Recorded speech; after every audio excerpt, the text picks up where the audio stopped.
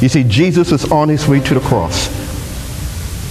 And somehow Satan, whether we want to use the modern term of ventriloquism, Satan spoke to Peter. He says, that's not going to happen.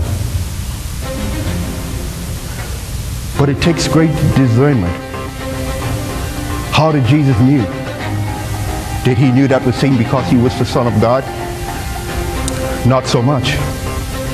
You see, Jesus knew because when the words were uttered out of Peter, Jesus says, where did I heard that before? I've heard this somewhere before. It sounds like opposition. It sounds like opposing. And he looked at Peter and it says, and he turned and he said, Satan, you are a hindrance. Because in the very beginning, Satan was a hindrance. So the question is, if Satan is our enemy, what is an enemy? Someone state, it is one who actively appeared to oppose, to oppress and to oppose, showing deliberate hostilities, placing roadblocks and fences until you are destroyed. And if unable to destroy you, they will attack the very source of your joy. Lucifer, therefore, lost his name. Lucifer, the light bearer, now becomes Satan, the opposer, or Satan, the obstructor. Remember to tie names to definitions, to codes. You see, a name can be a blessing or a curse. How many in this room know the definition or the meaning of their names? Raise your hand.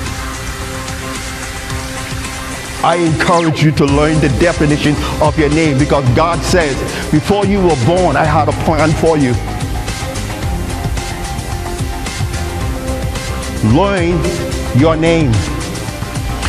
And if you can't find a name, pray about it and says, God, help me with the definition of my name. Jesus called Herod a fox. John called the Pharisees a snake. Peter was called a stone. There was a reason for that, because Satan was trying to sift him. And he said, Peter, I got to change your name from Simon. You are now stone. I like Saran, warrior. I like Brother Shamron, Mr. Motivator. Why? Names are so important to God. Because they're part of our DNA, of who we are. Know the name, know the game. Character is embedded in the name. That's why Jesus picked him up. His character was embedded in the name. You see, Jesus heard this opposition before in heaven. He was stopping Jesus from being prepared for what was ahead.